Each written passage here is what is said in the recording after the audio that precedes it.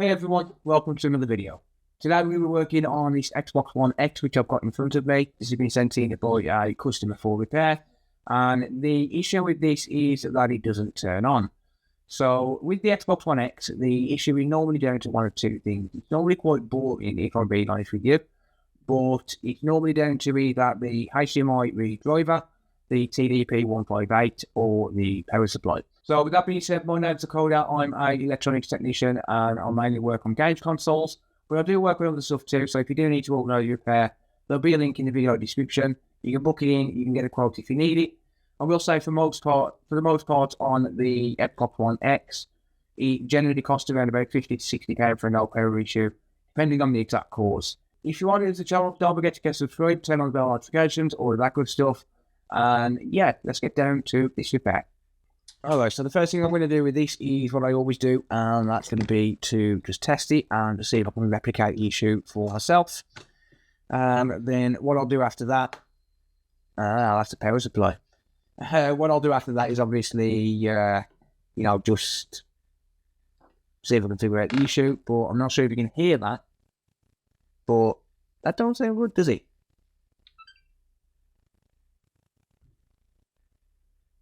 So it does beep, and it is actually turning on, okay. But that power supply does not sound healthy at all. So, yeah, okay, so it's shutting down as soon as it starts to get under any kind of load. So I would say that's going to be a power supply issue and most likely down to a failing capacitor. So this is not going to be the redriver this time, I don't think. So let's get it apart and we'll see what we can do. Let me know, what's the most common issue you come across on the Xbox One X if you do work on these?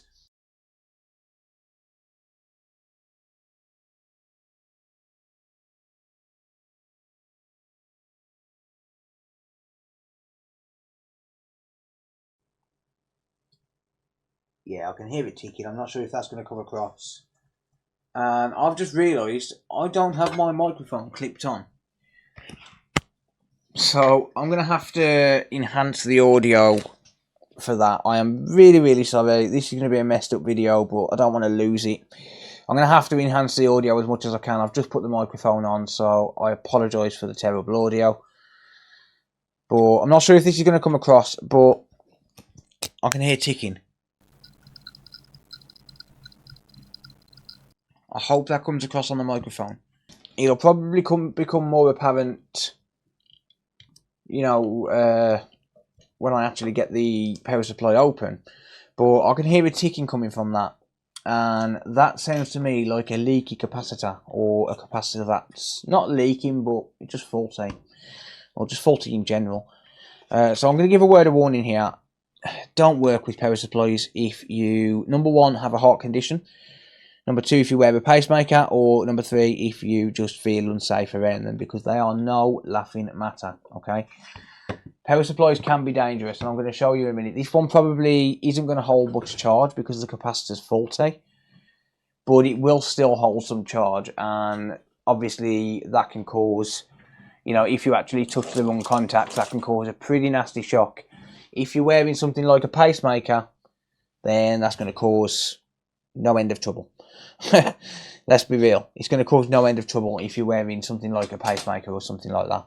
So just be careful, ladies and gents. Please don't end up injuring yourself because you're copying something you see in this video. I will not be responsible if you hurt yourself.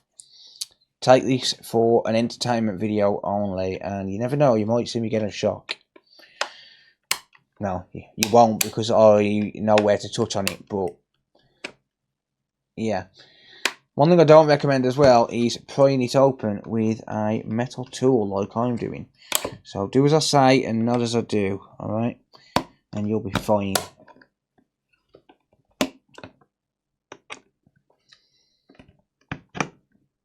But I think it's pretty boring to make a video where I'm just swapping the power supply out, so I might as well try and fix this one.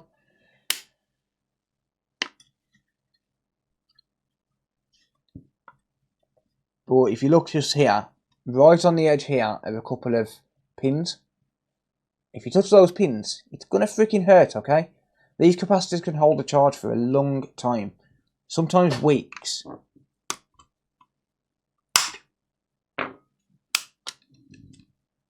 Alright, there we go. So that is that.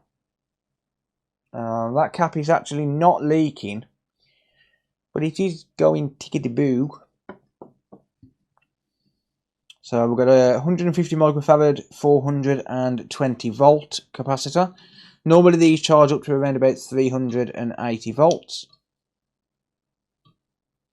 And yeah, I can hear that a little bit more.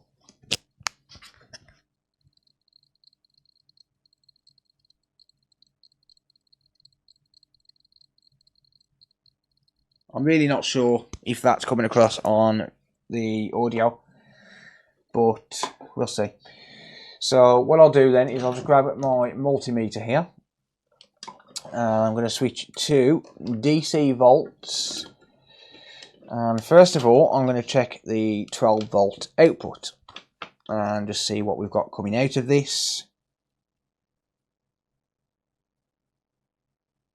And as you can see there, well, that's negative because I've got the polarity wrong. As you can see there, it does look fairly stable, right? 12.03, 12.04, blah, blah, blah. But if we go onto this capacitor here, and again, be very, very careful. But if we go onto this capacitor here, we're probably going to find that it's going to be all over the place.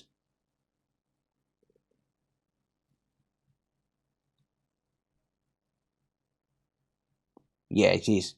So you can see it's bouncing up and down, 400 volts, 350, 400, 350, blah, blah, blah.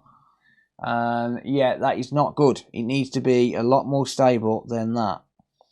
So that 420 volt cap is faulty, and it's going to need to be replaced. But I've just unplugged this. Let's see how long it holds a charge for.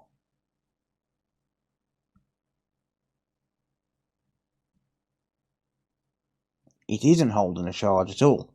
So that's another sign that this cap is faulty, the fact that it's immediately discharging and draining. So yeah, my belief here is that we've got a faulty power supply, well, a faulty capacitor on the power supply. So I'm going to go ahead and replace that cap. And I will say as well, I am not a power supply technician, ladies and gents. I'm only doing this for the sake of making a somewhat interesting video. I don't normally repair power supplies. But notice that even though this is discharged, I'm still going to be careful here on where I'm touching. I've had some pretty nasty zaps off power supplies, and they're not nice, let me tell you that. But there we go. That's that. So to actually get into this, because we've got a big ground plane here, well, a big heatsink, and to actually be able to get to the capacitor, so this here, we need to remove this, but it's soldered on, so we need to desolder that before we can go ahead and get to that capacitor. So what I'm going to do is I'm going to replace the solder that's on these anchors with some leaded solder. And it's going to take a fair bit of heat, so just be patient with it. But I'll replace that with some leaded solder. And then if I just grab a pair of tweezers, I can just pry up on this. Just like that. And that will allow me to desolder it. I could use low melt solder if I wanted to, but honestly it's really not worth it. Okay, so next I'm just going to remove a little bit of this foam here, if I can. There we go. I say a little bit, I'm going to remove the foam pad, should I say. There we go. And then I can get to this anchor point just here. There is a little bit of dust on it.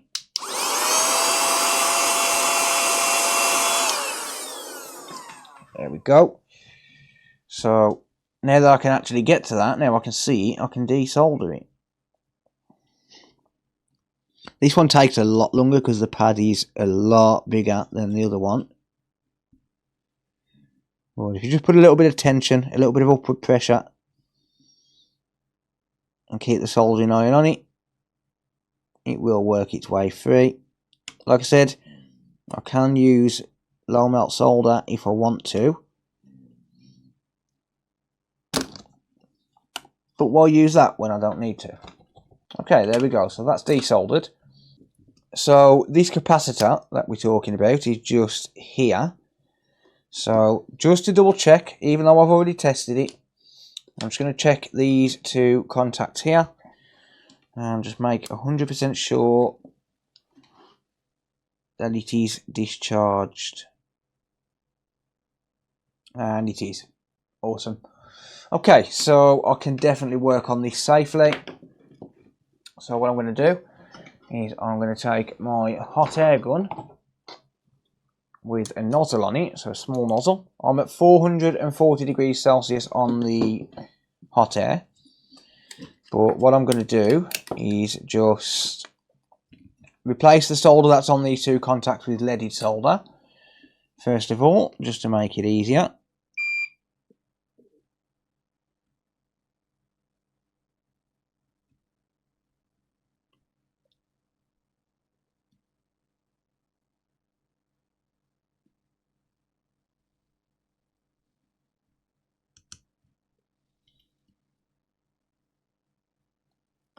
There we go, so leaded solder. And then I'm going to use my desoldering pump. Voila. And I'm going to just suck the solder out of these holes here. So I use the solder pump for desoldering through hole components. I do sell these on my online store, by the way. They are really, really handy to have. Let's just zoom in here. So here's the two solder points, just here. I'm just going to use a little bit of hot air. So like I said, I'm at 440 degrees Celsius. But even that, honestly, is probably overkill.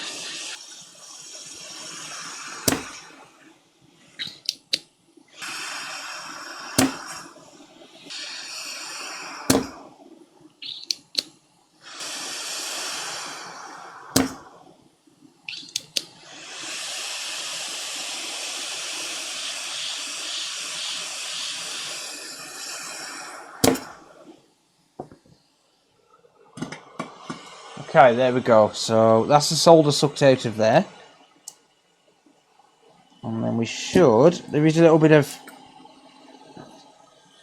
adhesive on here. We should be able to wiggle it free.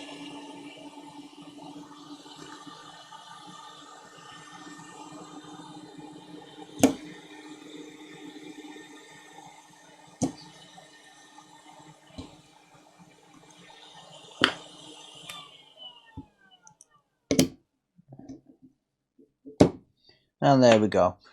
So yeah, there's a little bit of adhesive on there which you have to work through, but honestly it's not as bad as the PlayStations, to be honest, with their adhesive. I'm just going to break a little bit more of that away just so I can get the new capacitor installed.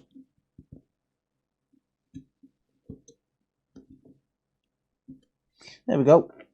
That's enough. And so yeah, that capacitor there is definitely faulty. Like I said, it's not holding a charge, and also the voltage was fluctuating as well. So both of those symptoms tell me that it's the capacitor that's going to be at fault there. So making sure that this is the correct polarity, which negative is going to be on the far side of it towards the edge of the board. I'm going to take a brand new capacitor. And as you can see, these capacitors, which I do sell on my online store, by the way, but these capacitors are exactly the same, except mine are better because they're on consolefix.shop. So these are actually Rubicon capacitors. I'm not sure which ones these are.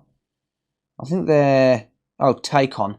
So these are actually much better, these Rubicons. You know, Rubicon are always high quality capacitors. I do sell these on the online store, and they fit perfectly. They are exactly the same, you know, thickness, height, length, whatever. I obviously measured everything before I actually started selling these and ordered them. So yeah, everything matches up, and it's all it's all going to be basically original quality, except the fact that it's better quality because they're Rubicon. I do recommend Rubicon whenever you can. I'm just going to push that into position there. So what you want to do is you want to line it up with the guideline here. So there's some lines on the actual board, and just make sure that it's not crossing over that line, and it should be absolutely fine. But then I'm just going to bend these pins just slightly, just so as I can make sure it doesn't fall out on me. So I'll bend the pins, make sure they don't fall out, and then the trick to soldering a through hole component is going to be to heat up the lead on the actual capacitor itself, or the component itself, and the pad at the same time. So you don't want to just heat up one or the other, you want to heat everything up at the same time. So if I make a contact, and this is where these bevel tips really come in handy, by the way. If I make a contact with the pad and the lead at the same time, like that, give it a few seconds just for the heat to transfer, and then I can apply some solder, and there you go. Same again here. Heat up both at the same time, and then apply the solder directly to the lead. And the flux that's inside the solder will be more than enough. You don't need to add any more, okay? You don't need to use any kind of external flux because there's flux inside the solder, assuming you actually have a rosin core solder. Alright, that's done. So now I just need to basically clean it up, make sure that I've trimmed the leaves down, and we should be good to go. So I've got a pair of side cutters, and guess what? Again, I'll sell these wabbity boom on my online store. These are brilliant. I love these. Best side cutters ever. You can get in real close to the board. Ping. Ping. There we go. Boom. Don't know where the edges went to those. But then what I like to do is just touch the solder joints up and just clean up the joints. Make sure that we've got no sharp edges. I want some nice round fluffy joints.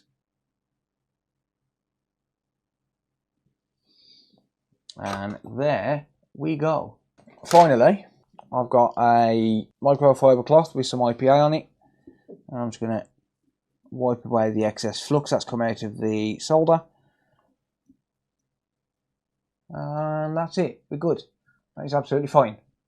So now that that's done, I'm just going to clean up these solder joints here.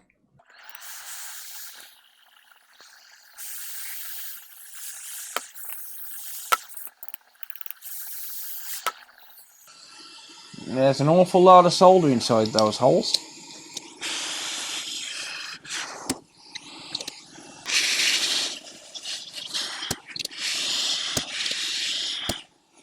There we go. Beautiful. So I'll just do that just so as I can resolder these anchor points here. And make sure that everything's secured up safely.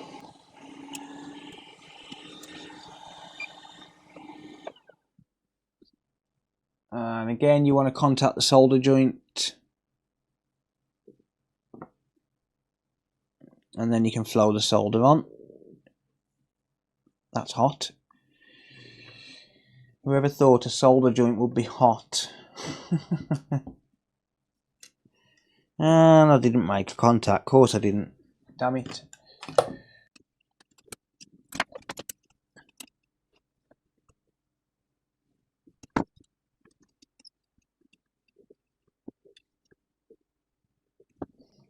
Okay, so there's that one. I will clean it up in a minute. I'll clean those solder joints and make sure they're all nice and fluffy.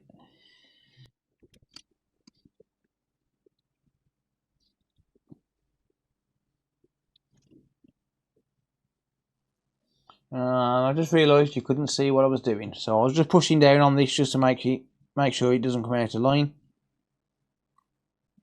And then just reflowing the joint. We're getting a nice joint, a nice solid fluffy solder joint. Beautiful. Same with this side. I'm going to do exactly the same, just push it down and just reflow the joint. Hold. And solidified. Beautiful. So they don't have to be perfect joints. It's just a heatsink and EMI shielding. That's pretty much it. So I wouldn't worry too much about it. But I like to get them nice and fluffy if I can. I'm just going to pop this back inside the housing now.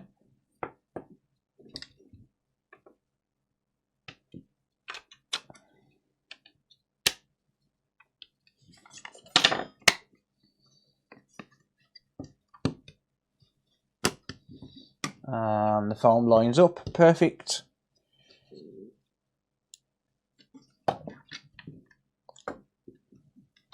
And before I actually put this top cover back on, I'm going to test it and just make sure that we don't get that hissing, and also make sure that this capacitor is now holding a charge.